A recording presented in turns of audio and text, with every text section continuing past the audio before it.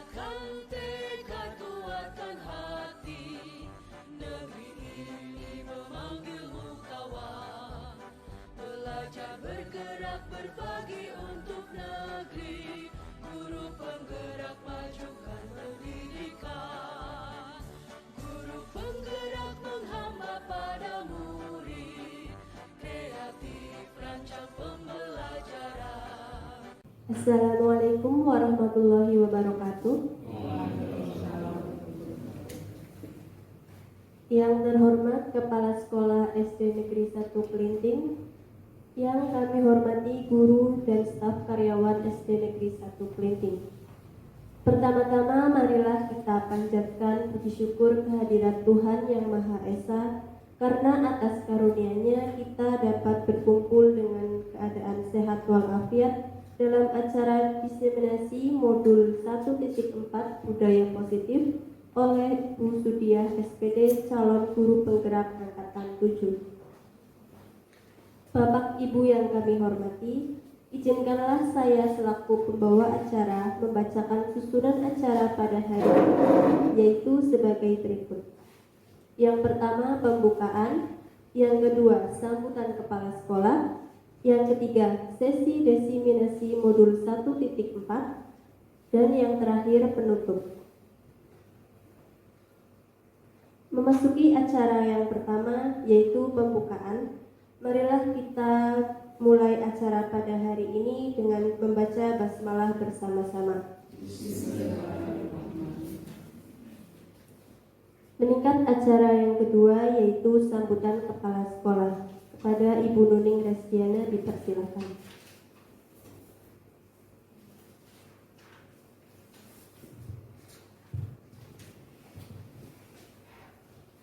Bismillahirrahmanirrahim. Assalamualaikum warahmatullahi wabarakatuh. Bapak Ibu pendidik dan tenaga kependidikan SD Negeri 1 Klinting yang kami hormati, Ibu Sudia selaku calon guru penggerak angkatan 7 yang saya hormati pula. Marilah kita tiada hentinya memanjatkan puji syukur kehadirat Allah Subhanahu wa Ta'ala atas ridho dan nikmatnya. Di siang hari ini kita masih mendapatkan kesehatan, kesempatan, dan kekuatan dapat melaksanakan agenda kegiatan guru penggerak angkatan 7 dalam diseminasi hasil nyata modul 1.4 tentang budaya positif. Kami ucapkan terima kasih kepada Bapak Ibu semua yang telah bersama-sama mempersiapkan dan berpartisipasi sehingga dapat dilaksanakan agenda diseminasi pada siang hari ini. Dan kami ucapkan selamat juga kepada Bu Sudia sebagai calon guru penggerak angkatan 7 yang mendapatkan kesempatan dan melaksanakan kegiatan agenda siang hari ini. Teriring doa, semoga kegiatan diseminasi hari ini dapat berjalan lancar, sukses, dan mendapatkan banyak manfaat baik bagi pribadi maupun secara kedinasan, dan akhirnya dapat bermuara pada pengembangan karir menuju peningkatan mutu pendidikan, khususnya di SD Negeri 1 Klinting dan pendidikan pada umumnya. Bapak dan Ibu yang kami hormati, marilah kita nanti bersama-sama untuk menikmati bersama, mencermati, memahami tentang topik budaya positif yang akan disampaikan oleh Ibu Sudia.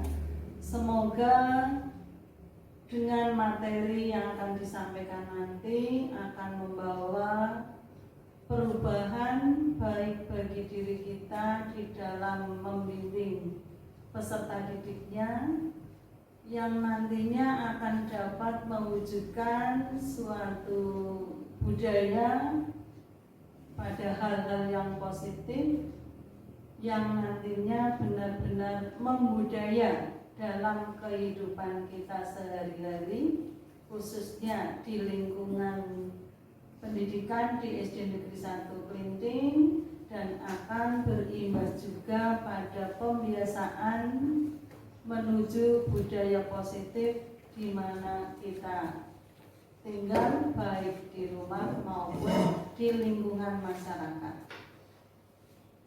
Hanya itu yang dapat kami sampaikan. Selamat, semoga diseminasi aksi nyata modul 1.4 budaya positif dapat berjalan lancar dan sukses. Terima kasih atas kebersamaannya. Billahi taufiq wal hidayah. Assalamualaikum warahmatullahi wabarakatuh.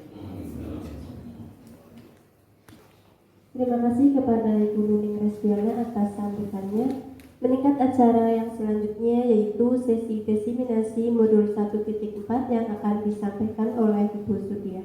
Kepada beliau dipersilakan.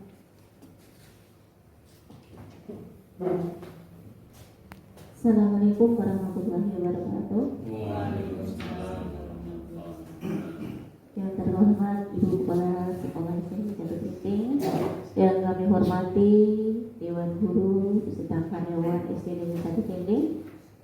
Alhamdulillah, puji syukur mari kita haturkan kepada Allah Subhanahu wa taala karena di siang hari ini kita dapat hadir di sini dalam rangka yaitu diseminasi pemahaman dan pengalaman penerapan budaya positif oleh saya yaitu Sudia, calon guru penggerak angkatan 7. Dan partisipasinya semoga kita nanti bisa mengikuti dengan lancar.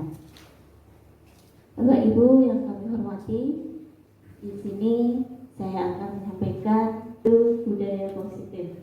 Ya. Budaya positif merupakan sebuah perwujudan dari nilai-nilai keyakinan yang diterapkan di lingkungan sekolah. Okay? Dan budaya positif ini sudah kita laksanakan bersama-sama.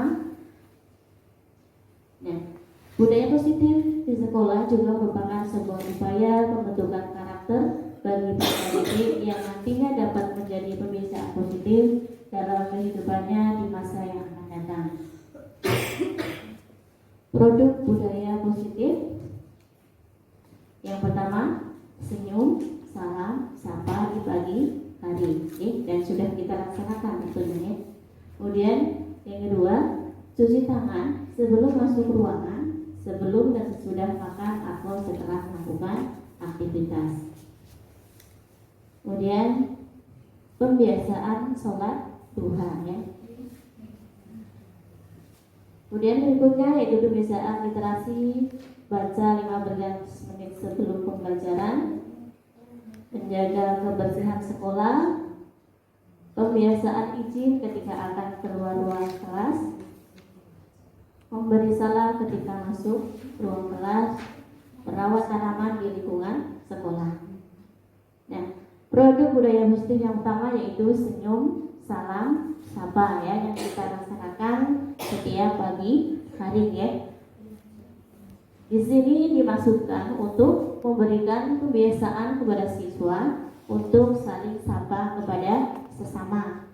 Kebiasaan ini diawali dengan para guru berjajar di depan pintu masuk sekolah untuk menyambut siswa yang datang pada pagi hari. Tujuannya adalah untuk mengajarkan siswa bagaimana kita harus saling sapa ketika bertemu dengan teman atau orang yang kita jumpai, ya. Kemudian cuci tangan sebelum masuk ruangan, sebelum dan sesudah makan atau setelah melakukan aktivitas, ya.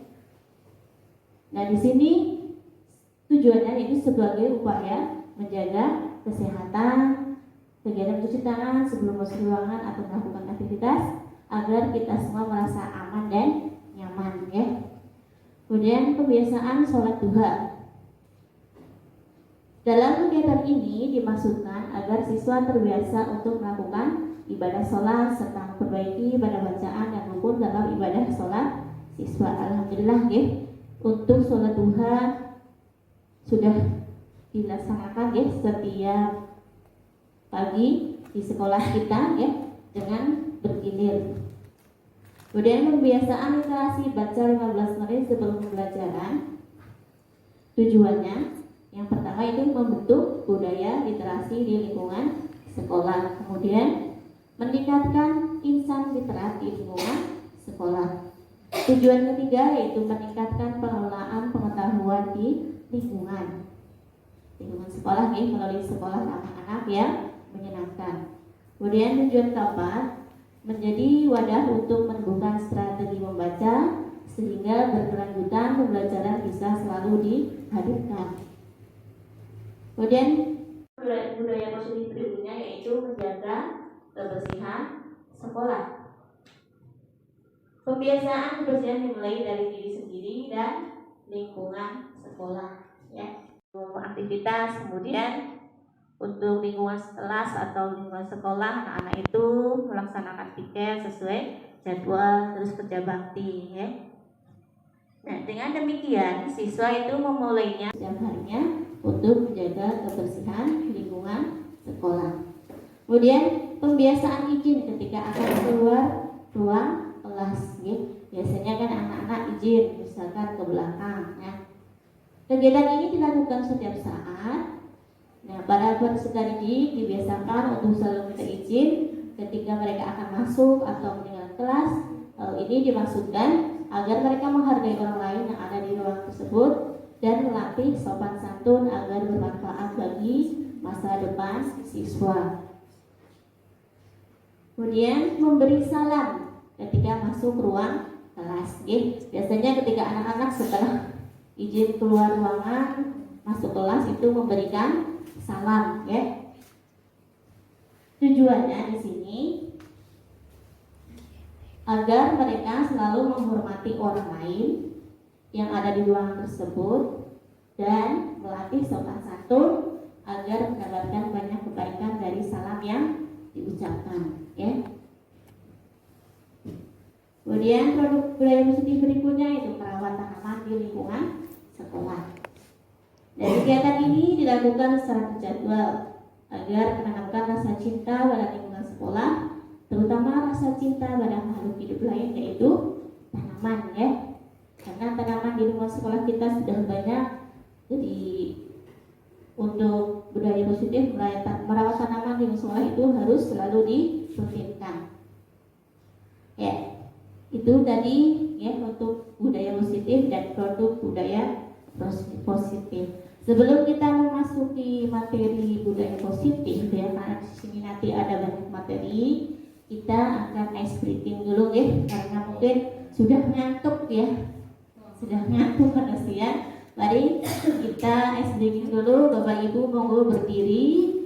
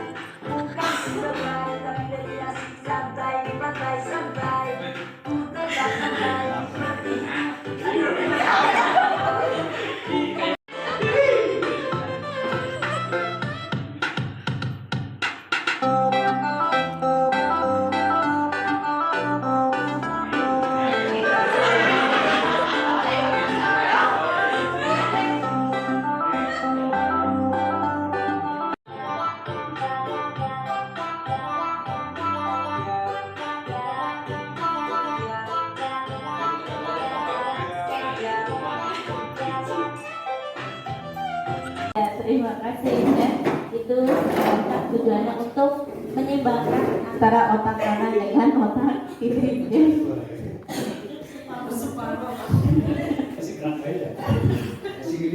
Oke, Bapak Ibu, mari kita lanjut untuk materi budaya positif. Di sini konsep inti budaya positif ada tujuh. Yang pertama yaitu disiplin positif, kemudian perubahan paradigma belajar, kebutuhan dasar manusia, posisi kontrol, motivasi perilaku manusia, keyakinan kelas, dan segitiga restitusi. Disiplin positif ya, sebagai materi yang pertama. Apakah makna disiplin ya? Dari Bapak Ibu monggo berpendapat apa itu makna disiplin. Monggo dari Bu Santi silakan. Assalamualaikum warahmatullahi wabarakatuh. Terima kasih atas waktu yang telah diberikan kepada saya.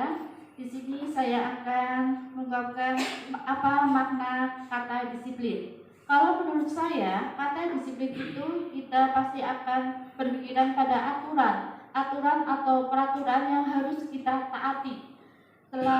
Kalau kita taati, nantinya pasti kita akan berpikiran pada hukuman. Apabila aturan itu tidak kita taati, maka kita tentunya pasti akan mendapatkan hukuman. Nah, oleh karena itu, anak-anak juga di sini di sekolah kita masih menggunakan kata disiplin karena mereka akan takut pada hukuman. Hukuman apa yang mereka akan terima ketika mereka tidak melaksanakan peraturan yang sudah tertata atau sudah tertuangkan. Jadi kalau menurut saya disiplin itu dimaknai sebagai aturan yang harus ditaati. Begitu. Dari Bapak Ibu yang lainnya monggo. Pak Tony. Sangat bagus dari Bu Santi tadi. Tapi mungkin kalau dari saya memaknai kalau disiplin itu adalah suatu proses,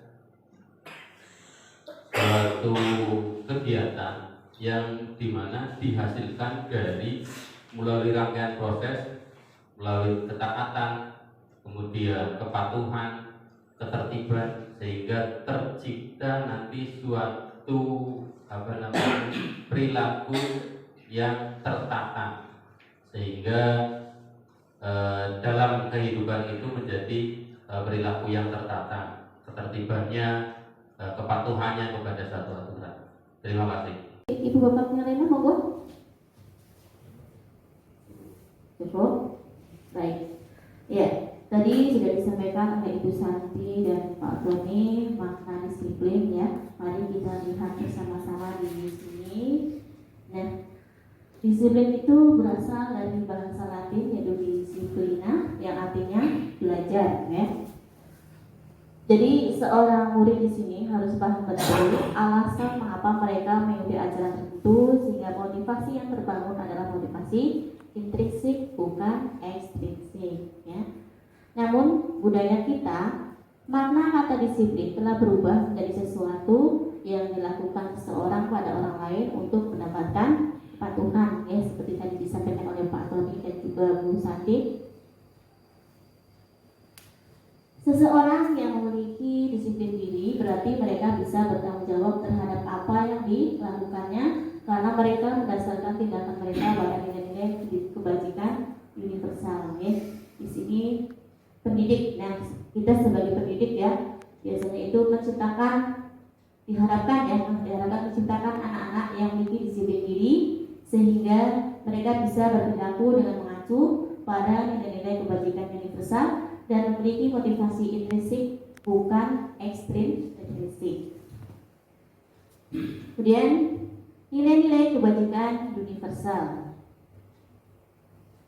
Nilai-nilai kebajikan adalah sifat-sifat positif manusia yang merupakan tujuan mulia yang ingin dicapai setiap individu. Nilai-nilai kebajikan merupakan fondasi dalam kita bersikap dan perilaku. Nilai-nilai tersebut bersifat universal dan lintas bahasa, suku bangsa, agama maupun latar belakang. Nilai-nilai kebajikan yang ingin dicapai oleh setiap anak Indonesia kita kenal dengan profil pelajar Pancasila. Tentunya profil pelajar Pancasila itu tidak asing lagi buat kita, ya. Nah, di sini profil pelajar Pancasila meliputi beriman, bertakwa kepada Tuhan Yang Maha Esa, dan berakhlak mulia. Kemudian mandiri, bernalar kritis, berkebinekaan global, bergotong royong, dan kreatif. Nah, sekarang kita lanjut, yaitu motivasi perilaku manusia. Ada 3 motivasi perilaku manusia menurut Jane Goodall, ya. Yang pertama, untuk menghindari ketidaknyamanan atau hukuman. Nah, di sini apa yang akan terjadi apabila saya tidak melakukannya?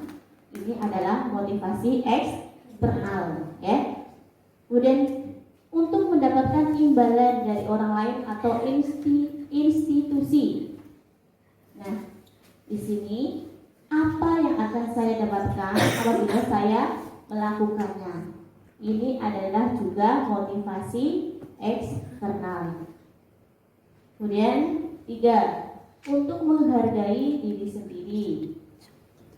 Saya akan menjadi orang seperti apa bila saya melakukannya? Ini adalah motivasi internal, ya. Di sini adalah tujuan dari disiplin positif. Kemudian materi berikutnya, hukuman dan penghargaan. Hukuman, konsekuensi, dan restitusi, ya.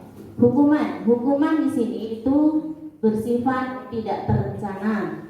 Kemudian anak tidak tahu yang akan terjadi, bersifat satu arah, bentuk fisik atau psikis, ya.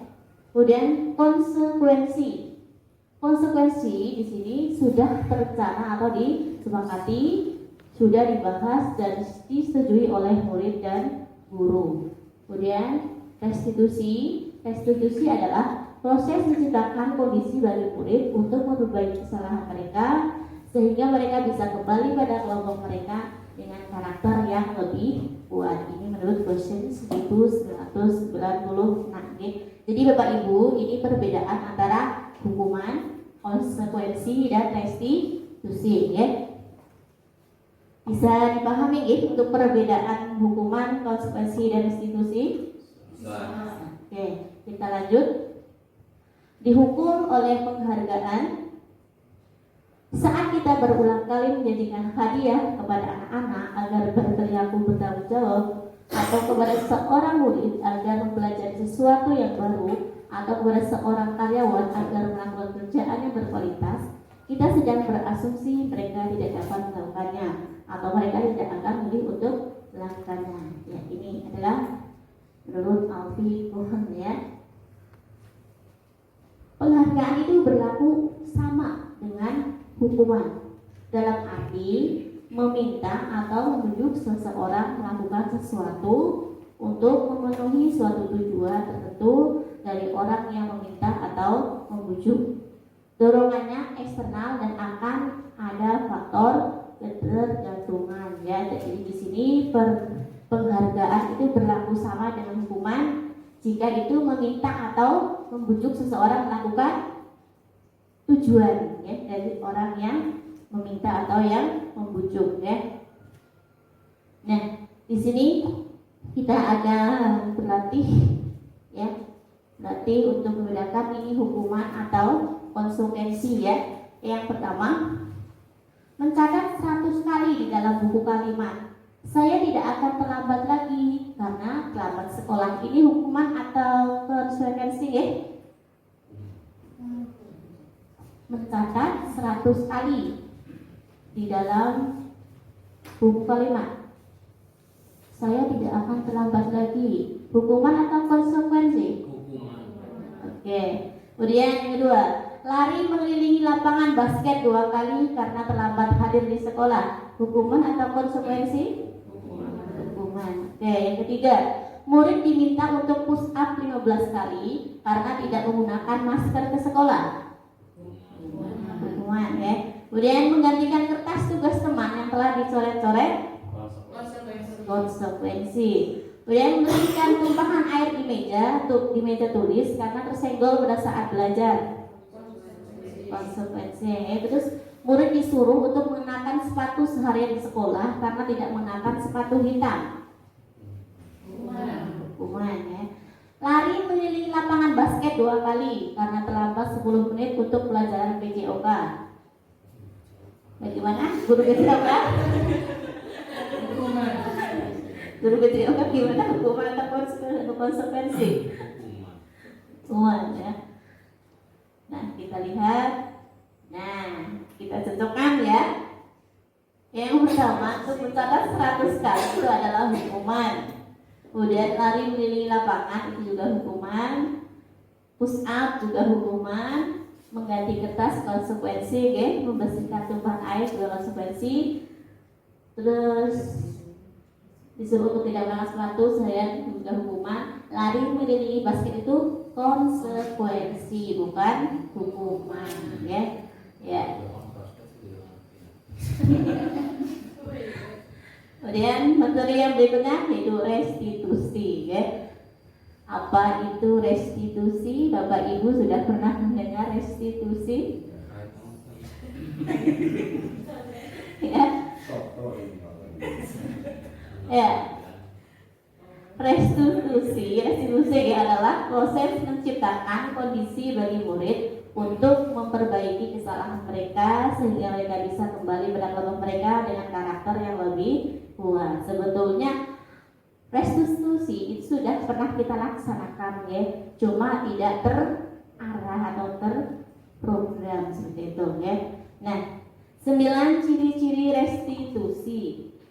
Yang pertama, bukan untuk menebus kesalahan, namun untuk belajar dari kesalahan. Kemudian yang kedua, memperbaiki hubungan. Yang ketiga, tawaran bukan paksaan. Kemudian restitusi menuntut untuk melihat ke dalam diri. Yang kelima, restitusi menjadi kebutuhan dasar yang mendasari tindakan. Yang keenam, restitusi diri adalah cara yang paling baik. 7. Restitusi fokus pada karakter bukan tindakan ya. Kemudian 8. Restitusi fokus pada solusi. Yang ke-9, restitusi mengembalikan murid yang berbuat salah pada kelompoknya ya. Ya. Nah, kita ice breaking lagi ya. Ya. Untuk kejenuhan kita ya karena ngantuk sudah siang, kita ice breaking lagi dan Bapak Ibu berdiri lagi ya. Ini untuk melatih konsentrasi.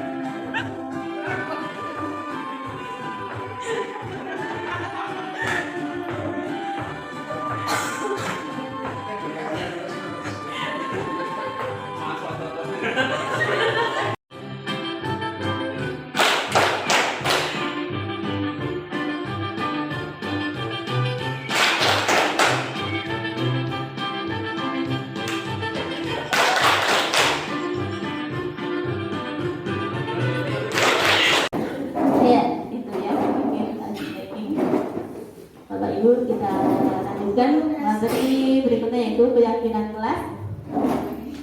Mengapa keyakinan kelas? Mengapa tidak peraturan kelas saja, ya?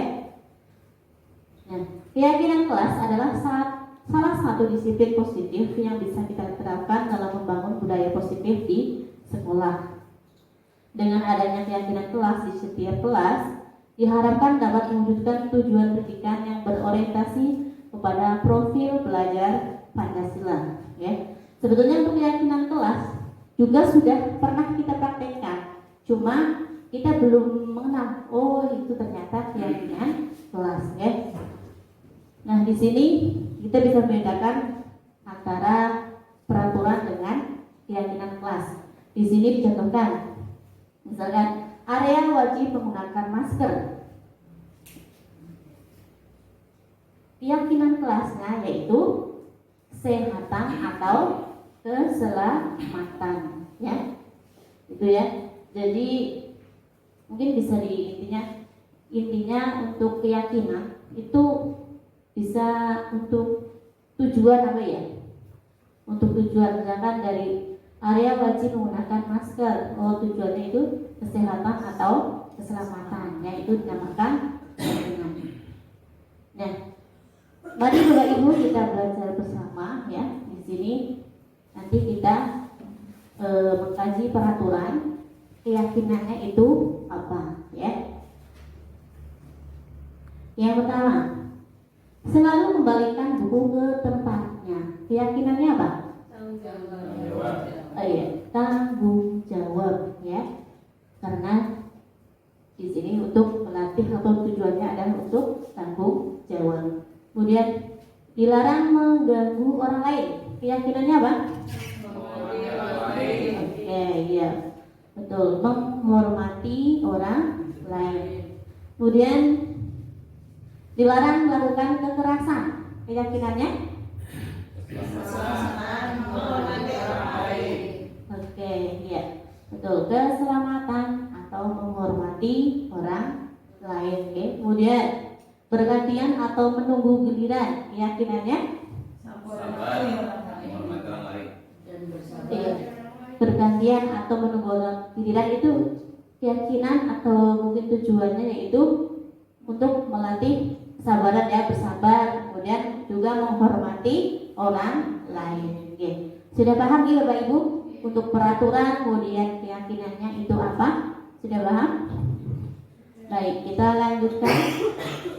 Kebutuhan dasar manusia dan dunia berkualitas, ya. Kebutuhan dasar manusia. Kalau kita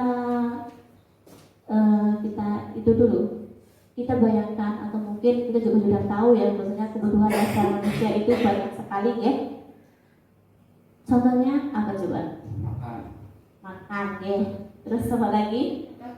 Tempat tinggal. Kemudian apa lagi? Pakaian, ya. Apa lagi? Banyak, ya. Ya. Rekreasi, ya, betul, ya.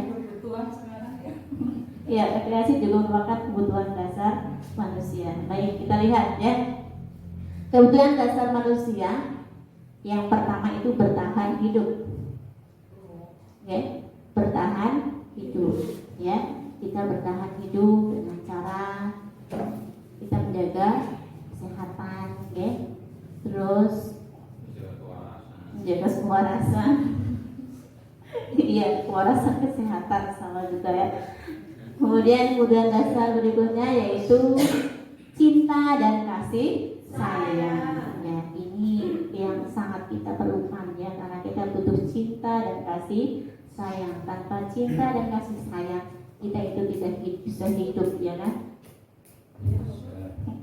Bisa juga. Bisa, tapi kan kalau tanpa cinta dan kasih sayang hidup kita tampaknya menderita.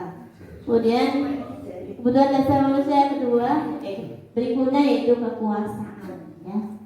Kekuasaan bukan berarti kita itu berkuasa, ya, tapi kita juga butuh kekuasaan. Kemudian kebebasan, kita juga mempunyai kebutuhan yaitu kebebasan. Kita bebas memilih, kita bebas bergerak, ya. Kita bebas apa lagi? Bebas bernafas, bebas berekspresi, ya. Berikutnya yaitu kesenangan. Nah, ini kesenangan ya tadi yaitu rekreasi ya untuk menghilangkan kejenuhan ya. Positif ya. Baik, kita lanjut Bapak Ibu. Kita akan belajar yaitu materi posisi kontrol ya. Posisi kontrol di sini ada 5. Sebagai penghukum, pembuat merasa bersalah, teman, pemantau, dan manajer. Nah, untuk lebih jelasnya bagaimana itu posisi kontrol penghukum, pembuat merasa bersalah, teman, pemantau, dan manajer, mari kita lihat video berikut ini ya. Mari kita lihat bersama. Salam bahagia Ibu dan Bapak guru hebat. Dalam penerapan disiplin positif restitusi, salah satu program yang dikembangkan adalah 5 posisi kontrol. 5 posisi kontrol dalam restitusi adalah proses perjalanan seorang pendidik agar dapat mengenali dirinya. Pada video kali ini, kita akan membahas tentang 5 posisi kontrol yang dikembangkan oleh Diane Gosser dan contoh penerapannya.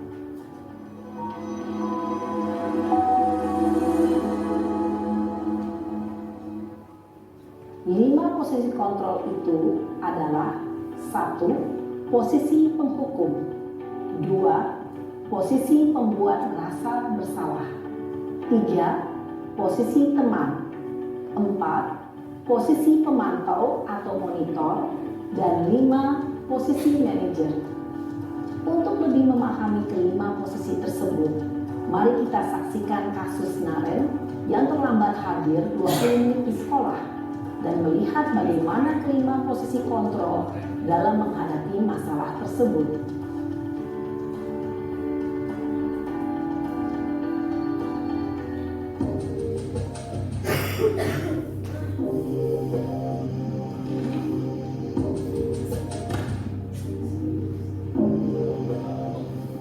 Naren!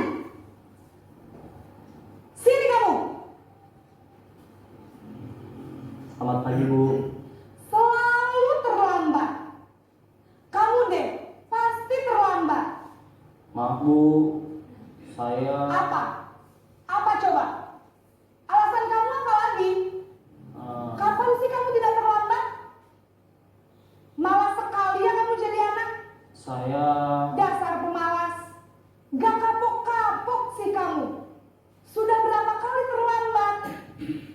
Sana, kamu keliling lapangan basket 2 kali. kenapa saya harus keliling lapangan basket, Bu? Kenapa? Kamu melawan ibu. Berani-beraninya jawab. Sudah terlambat, masih berani jawab pula. Sekarang, keliling lapangan basket 5 kali sekalian. Biar kapok. Cepat. Pergi sana ke lapangan basket. Posisi penghukum biasanya berbicara dengan nada tinggi, menghardik, menunjuk-nunjuk, menyakiti, dan menyindir. Hukuman bisa berupa fisik maupun psikis.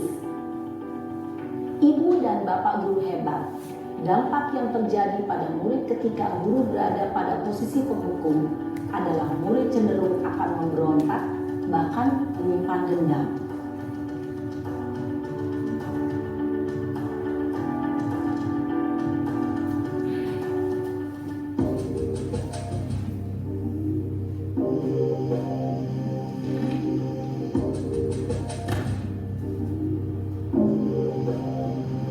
Naren!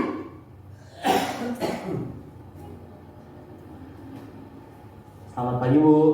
Naren. Kamu kenapa terlambat lagi, nak? Ya Tuhan, Naren. Kamu senang ya bikin ibu susah ya? Kalau kamu terlambat lagi, nanti ibu yang ditegur bapak kepala sekolah, nak. Disangka ibu tidak bisa membina kamu. Duh, gimana ini? Maaf, Bu. Duh Gusti Naren. Kamu suka ya kalau ibu ditegur bapak kepala sekolah? Terus, sekarang ibu harus tulis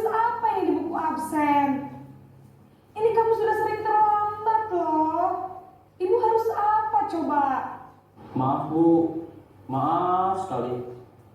Ya sudah, lain kali jangan bikin ibu susah lagi ya nak ya. Ibu tidak akan kuat lagi kalau kamu begini terus. Bisa jantungan kalau ibu ditegur bapak kepala sekolah. Sana cepat ke kelas. Maaf ya Bu, maaf sekali. Posisi pembuat rasa bersalah berbicara dengan nada tenang, cenderung lembut. Namun kata-kata yang diutarakan membuat murid merasa menjadi orang yang gagal, memandang buruk dirinya sendiri, merasa tidak berharga, dan tidak sanggup membahagiakan orang lain.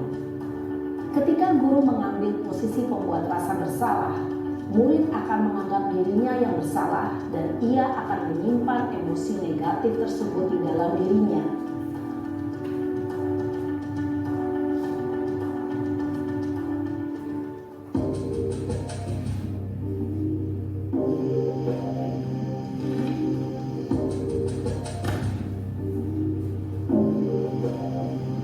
Naren!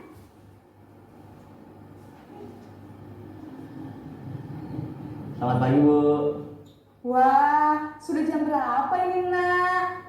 Terlambat lagi ya sayang. Iya Bu, habis ibu saya lupa bangunkan saya Bu. Kamu malah menyalahkan ibu kamu. Kamu bukannya anak yang larinya paling kencang. Kok terlambat sih? Iya Bu, saya memang terlambat bangun tadi. Jadi biarpun saya lari kencang, tetap gak kekejar Bu. Ya sudah sana. Nanti lain kali larinya lebih kencang lagi ya. Biar gak terlambat lagi. Bikin seneng ibu. Demi ibu. Bisa kan? Bisa lah Bu. Ya sudah sana masuk kelas. Ibu beresin urusan absen kamu. Kamu ini ada-ada saja. Dalam posisi teman, guru berbicara dengan nada suara ramah, akrab, cenderung bersenda gurau untuk menjaga suasana tetap santai. Murid akan merasa senang, aman, dan akrab dengan guru. Identitas yang tercipta adalah identitas sukses atau berhasil. Namun, perlu diingat, karena ini masih dorongan eksternal, maka ada faktor ketergantungan dari murid kepada orang tertentu. Di sini guru absennya, sehingga di lain waktu murid bisa berperilaku baik, namun hanya kepada orang-orang tertentu saja.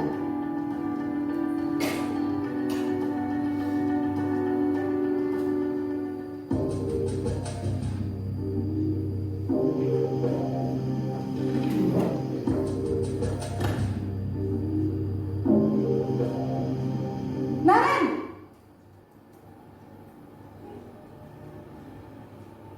Selamat pagi Bu.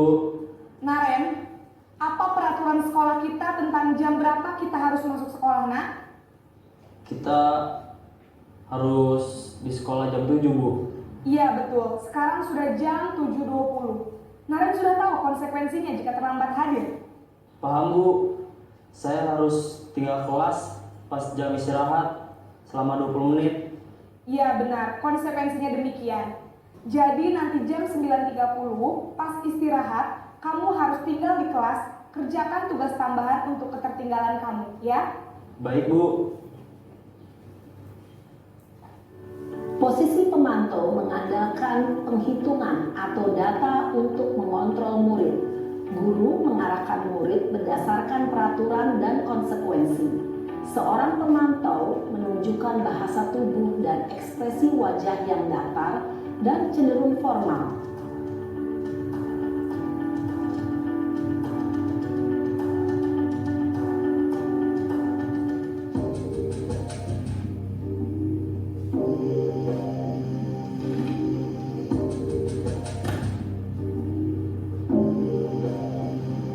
Naren!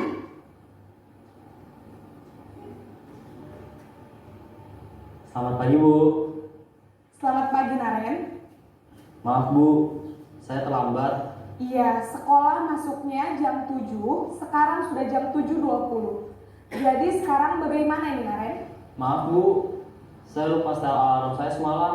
Baiklah, menurut kamu, keyakinan sekolah yang mana yang perlu kamu tingkatkan? Menghargai diri sendiri dan orang lain mungkin ya Bu. Setuju. Jadi, apakah Naren meyakini prinsip saling menghormati tersebut? Iya Bu, saya meyakininya. Apakah Naren bersedia memperbaiki masalah keterlambatan ini? Bersedia Bu. Bagaimana kamu akan perbaiki masalah keterlambatan ini? Saya akan coba untuk tidak lupa menyetel alarm saya Bu. Baik, kalau Naren lupa menyetel alarm di rumah, ada orang yang kira-kira bisa bantu mengingatkan tidak? Ada Bu, kakak saya, Kak Emma. Ada lagi selain Kak Emma? Selain Kak Emma, ada ibu saya. Baik, jadi yang mengingatkan Naren adalah Kak Emma dan ibu kamu ya? Kira-kira akan mulai setel alarm kapan nih Naren? Setelah pulang sekolah, akan segera saya lakukan. Baik, jadi Naren akan setel alarm untuk bangun besok pagi dan akan diingatkan oleh kakak dan ibunda Naren ya.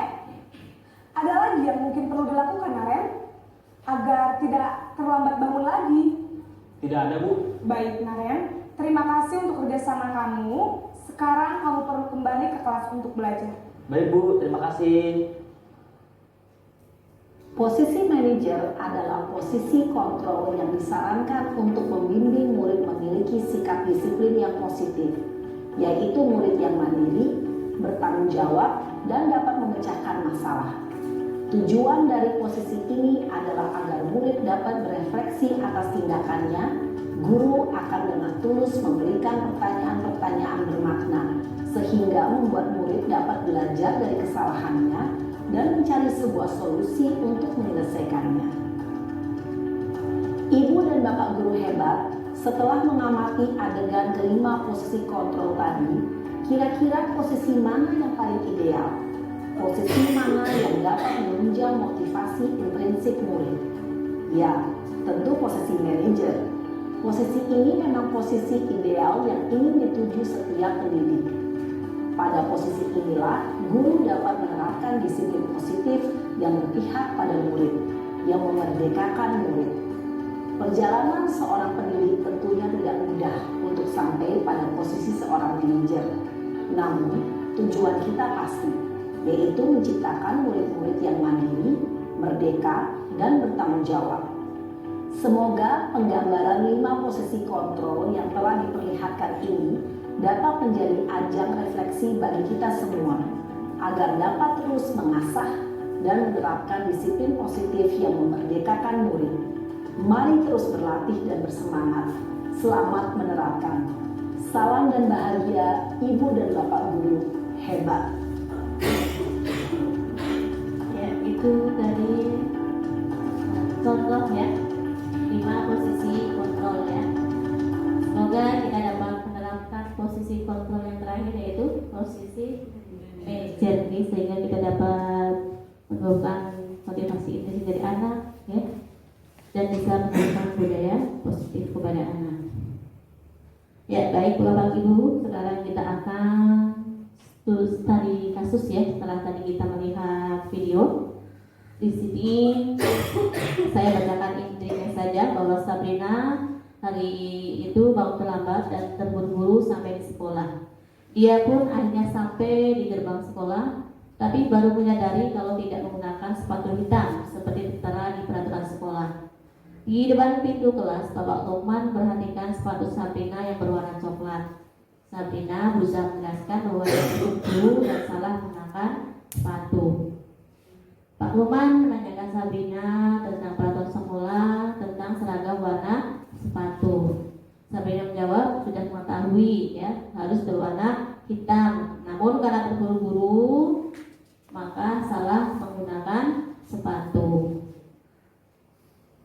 Pak Lukman tetap bersikeras bahwa peraturan berlaku dan mengatakan, ya sudah, kamu sudah melanggar peraturan sekolah, kamu salah, sudah terlambat, salah pula warna sepatunya. Segera buka sepatumu, kalau tidak bisa menggunakan warna sepatu sesuai peraturan. Sabrina minta maaf, namun Pak Lukman tetap bersikeras untuk Sabrina mengenakan sepatunya dan menjadi Pak Luman tidak mau tahu, intinya ya, tidak mau tahu. Jadi Pak Luman itu berkata, tidak, kamu telah melanggar peraturan sekolah. Kalau tidak sanggup, ambil sepatu di rumah atau copot sepatumu dan silakan belajar tanpa sepatu seharian. Ya, akhirnya Sabrina pun mencopot sepatunya dan memberikan kepada Pak Lukman. Seharian Sabrina tidak berani pergi di sekolah karena malu dan lebih banyak berdiam diri di kelas tanpa alas sepatu. Dan di sini dalam kasus di atas, sikap posisi apakah yang diambil oleh Bapak Lukman? Ya, bagaimana ya Bu Sinem? Terima kasih waktu yang diberikan kepada saya. Nah, itu menurut saya sikap yang diambil oleh Pak Lukman itu adalah sebagai hukuman. Sedangkan indikatornya itu adalah Pak Lukman tetap bersikeras pada peraturan yang berlaku dan juga mengatakan, ya sudah, kamu sudah melanggar peraturan sekolah, kamu salah, sudah terlambat, salah pula warna sepatunya. Nah, segera buka sepatumu, kalau tidak bisa mengenakan warna sepatu sesuai dengan peraturan. Pendapat saya hanya itu. Terima kasih. Terima kasih Bu Sinem, dan pendapatnya betul ya, bahwa posisi yang diambil oleh Pak Lukman adalah sebagai penghukum ya.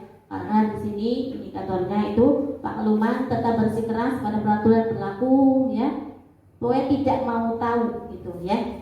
Kemudian yang kedua, jika Bapak Lukman mengambil posisi seorang manajer ya, apa yang akan dikatakannya? Pertanyaan-pertanyaan seperti apakah yang akan diajukan ke Sabrina? Monggo Bapak Ibu, siapa yang silakan Bu Prambayu. Di sini saya akan menyampaikan pendapat saya ketika saya berperan sebagai Pak Lukman yang bertemu dengan seorang siswa yang bernama Sabrina seperti kasus yang sudah diberikan. Yang pertama, pertanyaannya tentu saja, Sabrina, apakah kamu tahu peraturan sekolah mengenai jam masuk sekolah? Karena tadi kan terlambat. Kemudian yang kedua, Sabrina, apakah kamu tahu peraturan sekolah mengenai seragam warna sepatu? Karena tadi sepatunya berwarna coklat.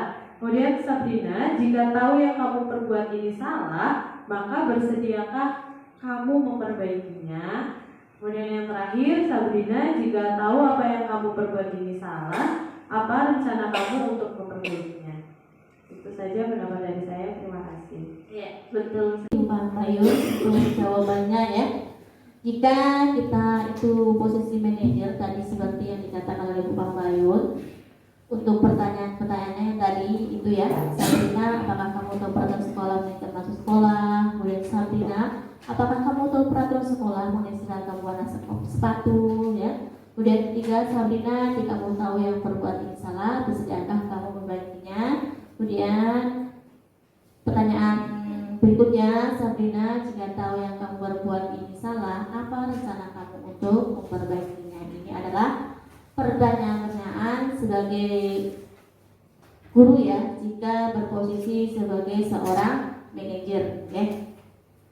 Baik, Bapak Ibu, kita lanjutkan materi yang berikutnya, yaitu segitiga restitusi. Nah, segitiga restitusi itu suatu proses dialog yang dijalankan oleh guru agar dapat menghasilkan murid yang mandiri dan bertanggung jawab. Okay. Di sini segitiga restitusi itu ada 3. Yang pertama itu menstabilkan identitas. Kemudian yang kedua, validasi tindakan yang salah. Yang ketiga, menanyakan keyakinan. Ya. Menstabilkan identitas. Di sini tujuannya itu untuk membuat anak yang merasa gagal karena berbuat salah menjadi positif terhadap dirinya. Ya. Nah, di sini di dalam menstabilkan identitas itu guru itu berkata, yang pertama, berbuat salah itu tidak apa-apa ya. Kemudian Tidak ada manusia yang sempurna. Saya juga pernah melakukan kesalahan seperti itu. Kita bisa menyelesaikan hal ini, ya. Itu kata-kata seorang guru ketika menstabilkan identitas, ya. Kemudian yang kedua, validasi kebutuhan. Validasi kebutuhan itu tujuannya membantu murid mengenali basic atau need atau kebutuhan dasar yang ingin dipenuhinya ketika melakukan kesalahan itu. Di dalam validasi kebutuhan, guru itu berkata, kamu bisa saja kan melakukan hal yang lebih buruk, tapi kamu tidak melakukannya kan? Kemudian yang kedua, kamu pasti punya alasan mengapa melakukannya. Kemudian, apa yang penting bagi kamu? Ya, terus bisa juga, kamu boleh tetap berusaha menjaga sikap itu, tapi tambahkan sikap yang lain, yang baru. Kemudian, perkataan selanjutnya, maukah kamu belajar cara lain untuk mendapatkan yang kamu butuhkan tanpa harus memukul? Bisa juga, apakah kamu bisa melakukan dengan lebih baik besok lagi? Ya, itu ya perkataan guru ketika berada di validasi kebutuhan, ya. Kemudian yang ketiga, menanyakan keyakinan. Menanyakan keyakinan ini tujuannya adalah anak bisa melihat kesalahannya dihubungkan. Nah, di sini guru berkata, apa yang kita percaya sebagai keyakinan kelas. Kemudian yang kedua, apa nilai-nilai umum yang kita sepakati. Bisa juga, apa bayangan kita tentang kelas ideal, ya. Kemudian, kamu mau jadi orang seperti apa, itu ya. Itu posisi segitiga restitusi ketika menanyakan keyakinan, ya. Nah, itu Bapak Ibu. Tapi sebelum saya akhiri, mungkin dari Bapak Ibu ada pertanyaan, monggo dipersilahkan. Ya, dari Pak Iman, monggo. Beberapa yang ingin saya tanyakan, kapan segitiga restitusi dilaksanakan? Yang kedua, apakah langsung ketiga-tiganya? Terima kasih. Segitiga restitusi dilaksanakan itu ketika sedang ada masalah, ya. Anak-anak yang bermasalah kita panggil, ya, terus kemudian kita stabilkan dengan tiga cara, ya. Dan kemudian ada jeda waktu, tidak langsung misalkan anak berbuat salah hari ini, langsung hari ini kita langsung di restitusi, ya, tidak. Tapi ada jeda waktu, misalkan besoknya lagi. Di situ tujuannya adalah untuk menstabilkan anak, ya. Jadi tidak langsung kita restitusi seperti itu. Oke. Kemudian ada lagi, monggo Bapak Ibu ada pertanyaan? Saya dulu. Oh, monggo Pak Jono. Terima kasih. Assalamualaikum warahmatullahi wabarakatuh. Waalaikumsalam. Semuanya yang saya hormati. Sebelum saya mengajukan satu pertanyaan, terlebih dahulu izinkanlah dan mohon maaf setelah mengikuti acara atau event diseminasi Iya itulah, ya.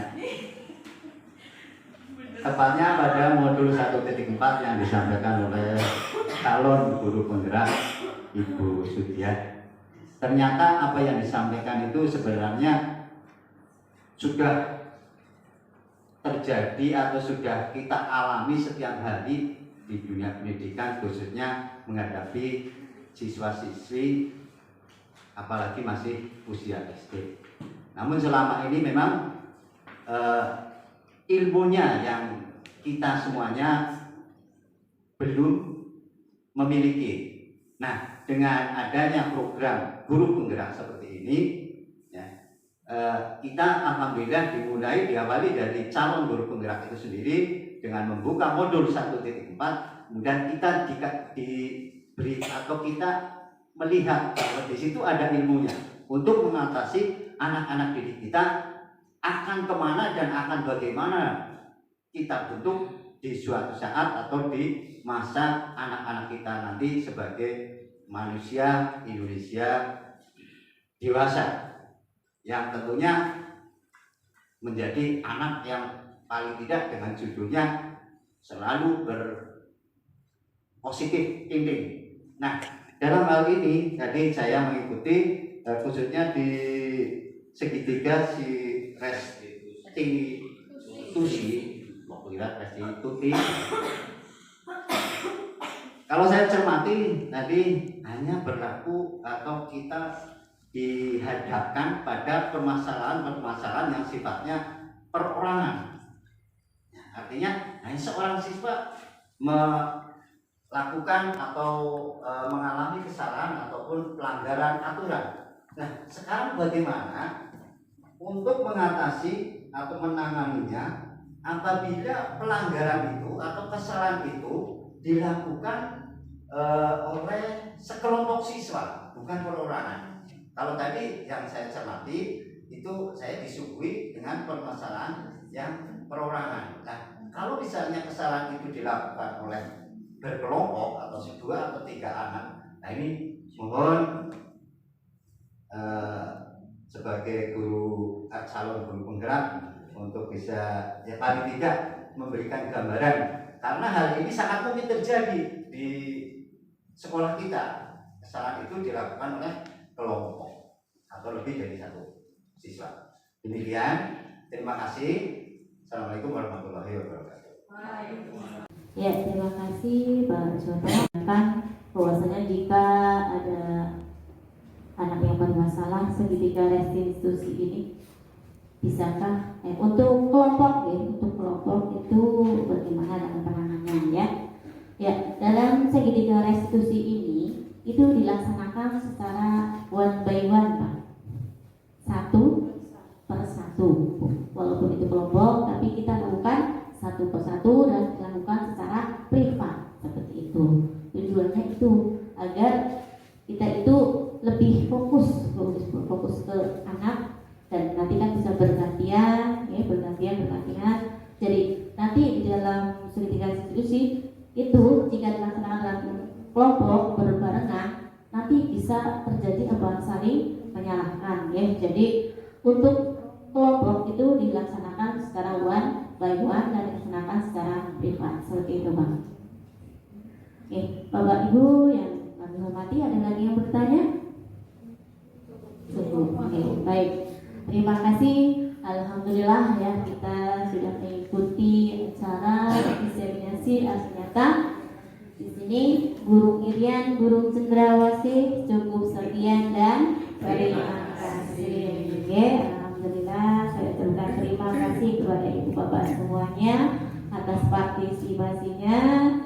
Mudah-mudahan kita bisa menjadi seorang pendidik yang selalu menebarkan budaya positif. Oke. Dari saya sekian. Apabila ada kata yang kurang berkenan, saya mohon maaf. Wallahul muwaffiq ila aqwamit thoriq. Wassalamualaikum warahmatullahi wabarakatuh.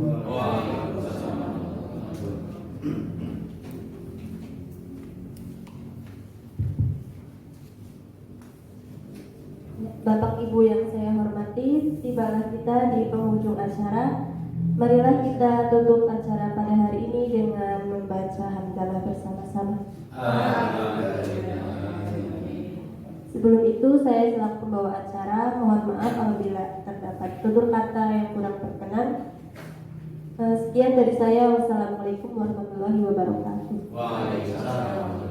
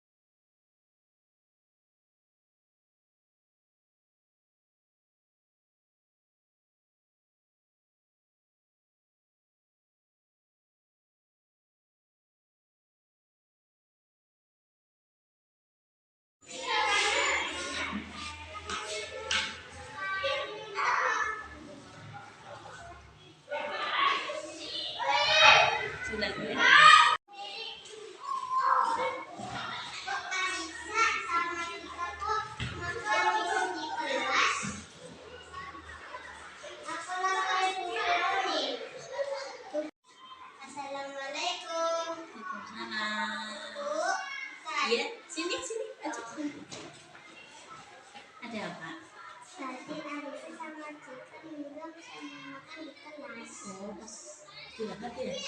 Oh iya, terima kasih ya.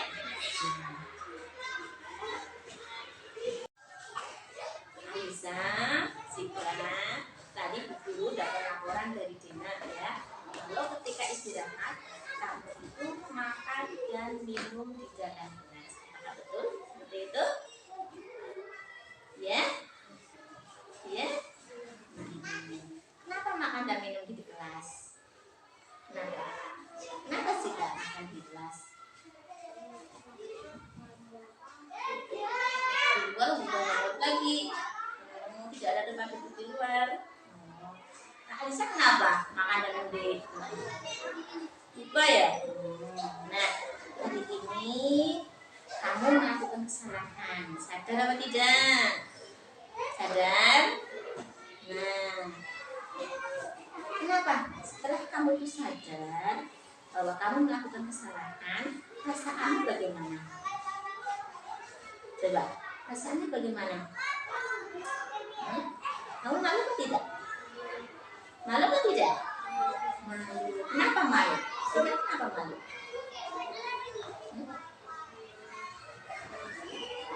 Kelasnya kotor ya. Kenapa Alisa malu? Kelasnya kotor. Kalau makan dan minum di kelas kan biasanya ada yang jatuh di lantai. Jadi kelasnya menjadi kotor. Nah, kalau kamu sudah melanggar aturan yang mana dari kesepakatan yang kelas. Dulu kan kita sudah membuat kesepakatan kelas ya, yang ditulis di kertas, terus ditempel. Nah, kamu sudah melanggar kesepakatan kelas yang mana? Tidak?